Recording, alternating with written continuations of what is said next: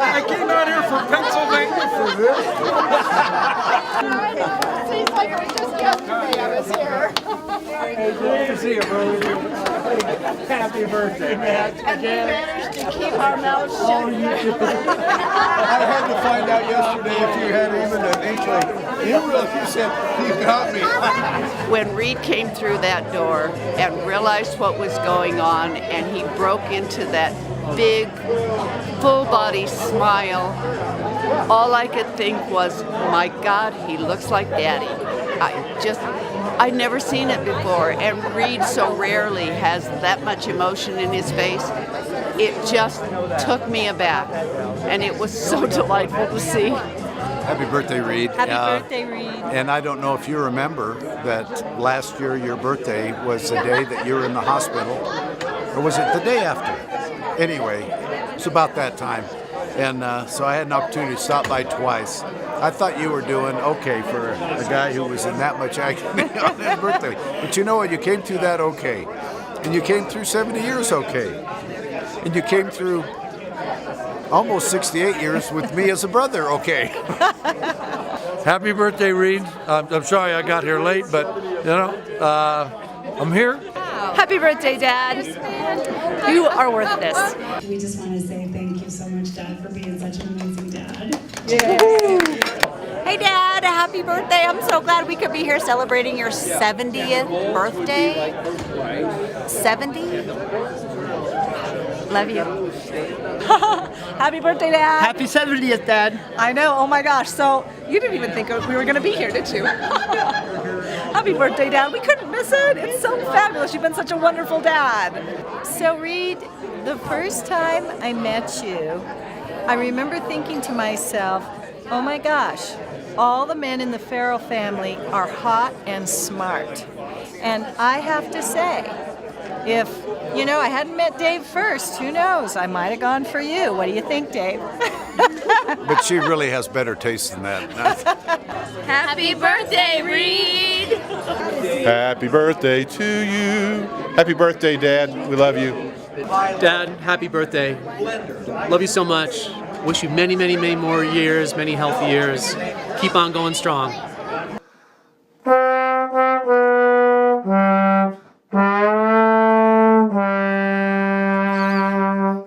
Happy birthday, Papa.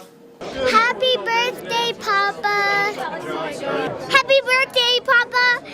I love you so much. Love, Taylor.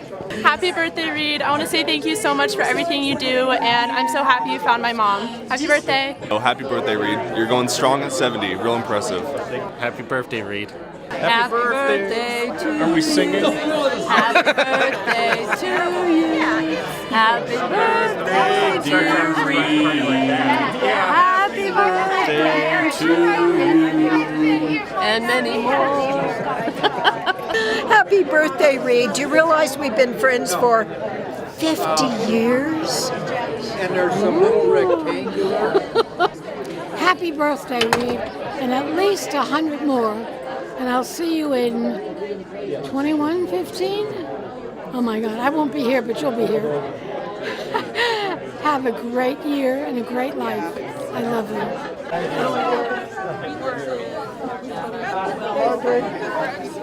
Thank you. Oh, what? He said, you were behind him, and he says, you got me. When we had lunch yesterday, I really quizzed him. Yeah, no. He did, and I didn't think he knew.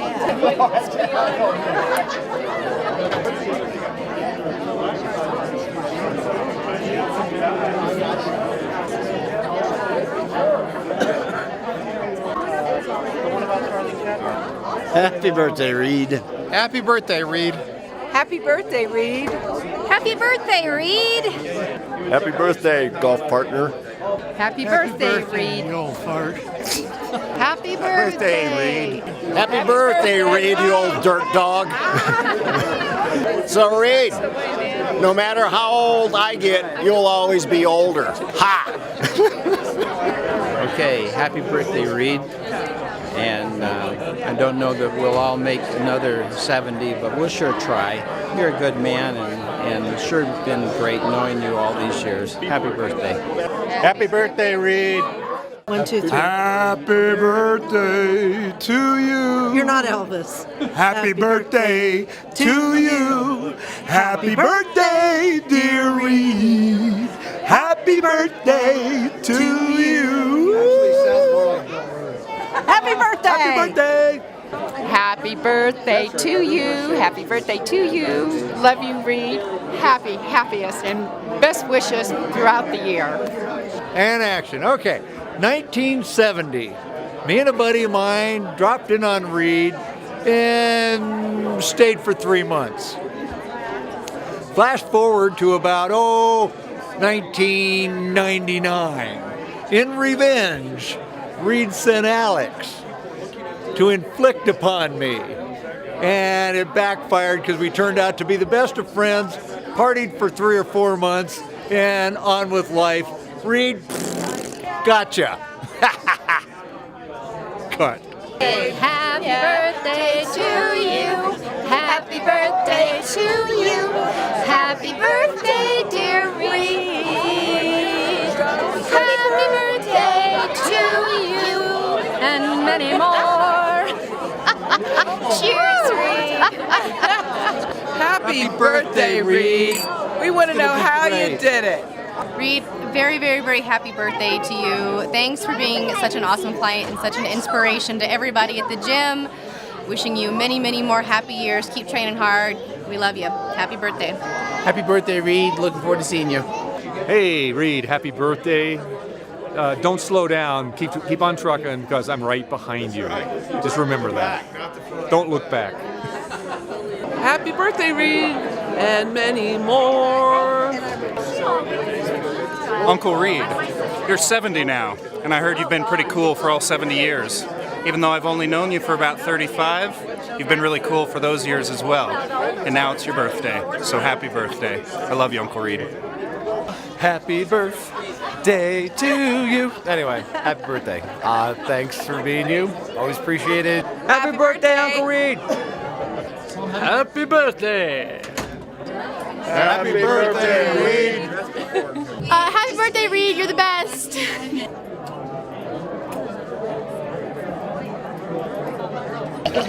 Oh, your video. But the best one was from Dave. Sorry. Oh. And it said, on the front, it said, your homie is a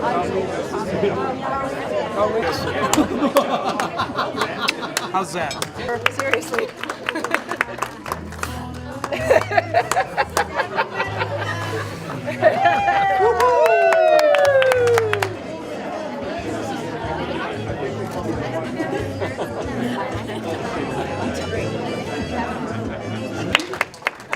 Speaking of stern, when I was 16, I decided that I was going to pierce my nose.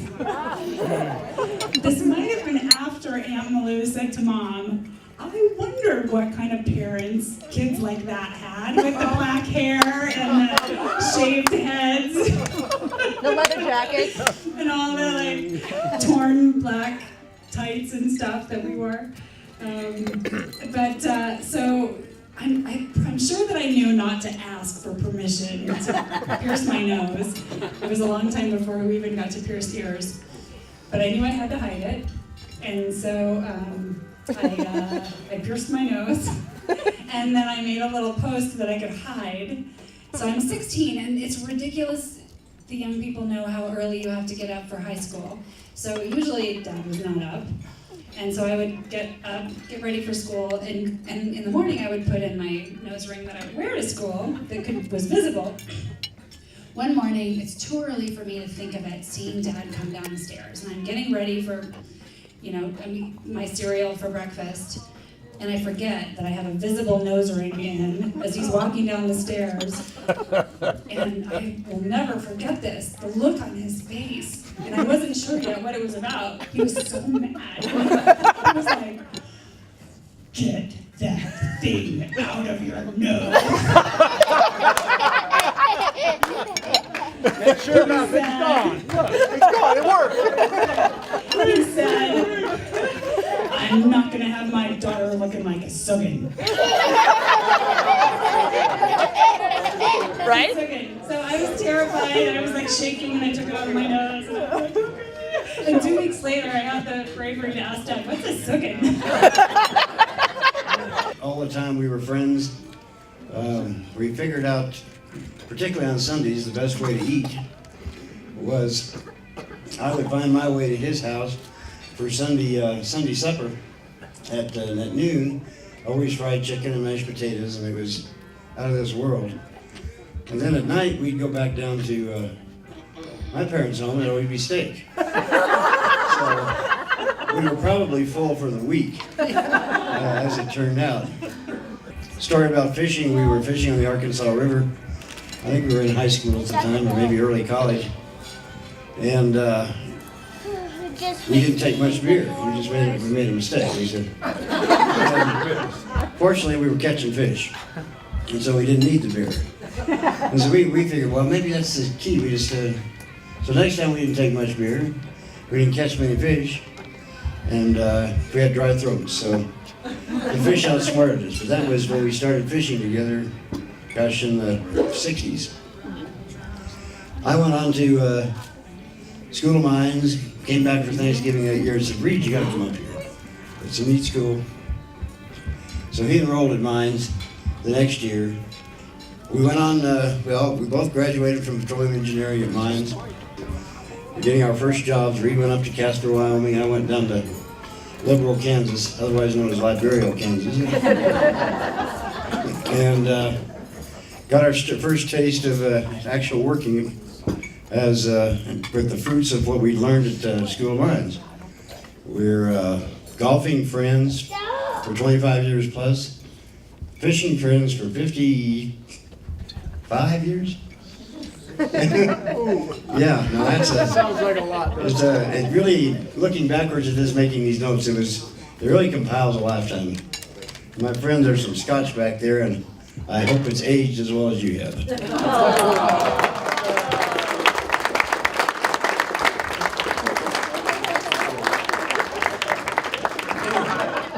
I'm going to sort of pick up where Sam left off as far as you guys being in high school. Reed and Sam went to Centennial and I went to East. Reed and I met at SCSC, which is now Colorado State University, Portland. Anyway, it had just become a four-year college, and I can't even remember what classes we had together, but it's about April of '64. So the semester is just ending. Reed and I are sitting there at the cafeteria, and Reed says, "So Rick, what are you doing for school next year?" I said, "Well, I don't know. I've got a couple of options, but I really haven't given them much thought." And I says, "Well, what do you?" And I asked Reed. He says, "Well, what are you planning on doing?" He says, "I'm going to go to School of Mines. My friend Sam goes there, and I knew Sam indirectly from sports and during high school." And Reed says, "Hey, why don't you come along with me?" And I go, "Okay." Bad choice. And just to see how things have changed. If whose kids are going to college now, I don't know what the process is. This is late April. I apply in April. I'm accepted 4 weeks later and start in September. So I guess in short, I can thank Reed or swear at him because I am what I am because of Reed, and honestly, I do appreciate it. It gave me a great career and a great time. Met some great people, Reed and a bunch of other clowns that sit there, and somehow we all survived, and we still hang out together and occasionally have a beer and stuff like that. So Reed, one for you, buddy.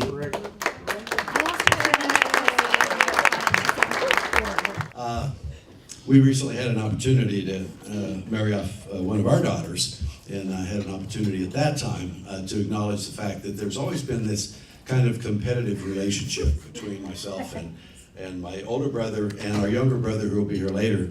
And Reed is always one who will find a way to one-up all of us. And we have, Marlis and I, our lovely daughter Meredith, and Reed and his family, and Charlie and his family, we were all there. But of course, I had to remember that we had a chance to marry off one daughter, but Reed did it 4 times. And this is part of the relationship that we've had for all these many years. Marla said, you know, you can, and I was asking her, how can I do this? You know, this kind of thing makes me nervous. I don't do this very well. She said, well, just come up with your earliest memory of your brother. I said, well, actually, I've tried to block those out. Our older sister Nancy and Reed were off plotting, finding ways that they could tease me. Reed and I were 2 years apart in school, which means in grade school we were there together, in junior high, which it was called junior high in those days, and then high school. I grew up with the burden of being known as Little Ferrill.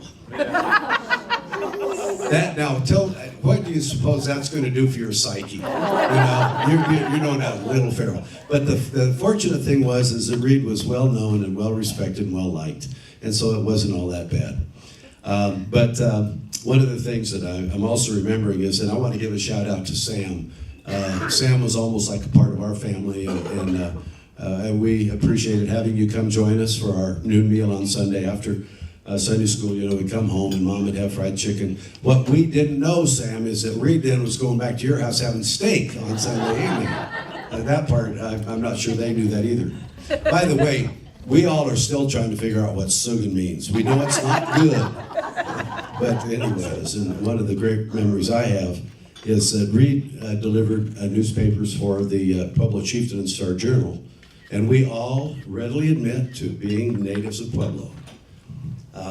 But he delivered the Pueblo Chieftain Star Journal off his Vespa, and I had a Denver Post route.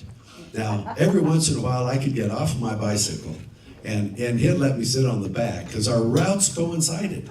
But we looked like popcorn going down the street, you know, the papers going in every which direction, and I appreciate your letting me do that. That was a lot of fun. But one of the other little stories, and there are many, many, but again, Sam being here tonight, I'm reminded of when in high school there was a high school chemistry teacher who retired. And Reed and Sam, being salespeople at heart, even despite the fact they're engineers, I mean, well, never mind. But they did have their sales technique down pat, that because they were able to get this guy they were able to scrounge all of this chemistry equipment. And they took, we lived in an older home, and there was one bedroom that was really quite large, and they set up a chemistry lab in that bedroom. I'm not sure Mom and Dad even knew it existed. If they did, it was like, oh, what harm could they do? One of their first experiments was they were going to do gunpowder. Gunpowder. Okay, well, Jim, you're later, okay? Well, all I know is that it didn't go off with a report, but it had the consistency and kind of the pyrotechnics of lava. And I think I'm going to end by saying that, well, let's all hoist our glasses and toast my brother who did not burn down our house. When we moved to High Street, we went from a little tiny house, and there were 5 of us children, to a great big house where everybody had their own room. Well, except for me, I had to share it with my baby sister, Mary. But we very quickly learned that the windows in the second floor, which was really the attic, opened out right onto the roof. All of us, at one time or another, and I think most of the grandchildren. Yes, that's right. Would climb out on that roof, and there was a big tree at the back of the house, and we'd edge our way around and climb down the tree. I think that tree got Finally, it went its way. Another memory of High Street. This this back sleeping porch had big windows that you would open them by taking them up and hooking them on the ceiling so that they came up like this. She was out cleaning the screens and one of those windows let go. Came down right on the back of her head. Oh. And she came out from that back room like this with blood pouring down her arm. And I was probably 13. Oh my goodness. And of course, you know how young teenagers are. So dramatic. Oh mother, oh mother, oh mother. And Reed just stepped forward, went and got a towel, put it back on her head, picked up the phone, and called 911. He was always the cool and calm one. I was the one that was left in charge when Mom and Dad went out. Oh yeah. And of course, I'm just a little bit bossy. No, you're not. Yes, Adam, you will eat that lasagna. And he did. I did. And Charlie came in and said, Adam, are you eating lasagna? He said, yeah, Grandma said to. Aunt Nancy said. Aunt Nancy, sorry. But when I was left in charge, all three of my brothers started giving me trouble. And I would go from one to the other, trying to get them to do what I thought they ought to do. And when they wouldn't, I'd start chasing them. One time outside, chased David. Got so mad at him that I picked up a croquet mallet and threw it. Missed him by that much and knocked out the fence slab on the next door neighbors. Reed was always less obvious. Sneaky. He would just kind of go do his own thing, and if I discovered, he said, Mom said I could. It has been a delight, but I'll tell you the delightful part, and that is that my three brothers and I have stayed friends. We meet at Brothers Bar for each of our birthdays. As a matter of fact, we had lunch there yesterday, and the other Ferrill children managed not to give away the surprise party tonight, which I thought was something of a miracle. But it has been my joy to have three brothers that I'm still friends with. Happy birthday, Reed. I think a lot of you have heard this story before, but it's my first memory of Reed, and I cry all the time, so just it's okay. I'm fine. Judy makes people cry. Judy brought Reed home to California, and you know, the big family dinner and the whole bit, and he pulls out his guitar, and he has this beautiful voice. He plays the guitar gorgeously. I mean, he's doing Simon and Garfunkel, he's doing Gordon Lightfoot. It's like, oh my gosh. And to boot, he was the most gorgeous man I'd ever seen. And you always want what your older sister has. I wanted a boyfriend like Reed. I wanted a husband like Reed. He was just the perfect. Oh well. So my husband can't play the guitar, but you know, he has a beautiful voice. So it's sad. The story that I remember is when you first started playing guitar, I would come and try to sing with you, and I don't know if you did it on purpose or by accident, but you would change tempo, and it forced me to listen, and it really helped me in my drumming because I had to really learn to listen. So thank you. Oh, and the other one was when we were diving. One time I was trying to do a reverse dive with a half twist, and you told me, look, do something really simple, do it really well, and you'll get more points. And you know what? I've used that philosophy in many, many things in my life, so thank you. Happy birthday. Do you want to say anything? Totally put you on the spot.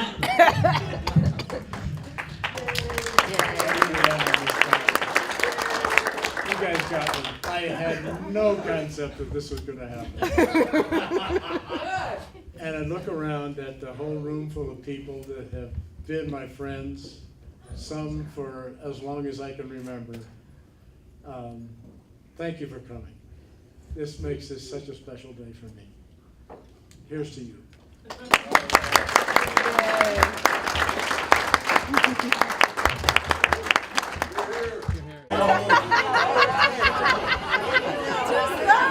I missed it. You want to do it again? All right. That's much better.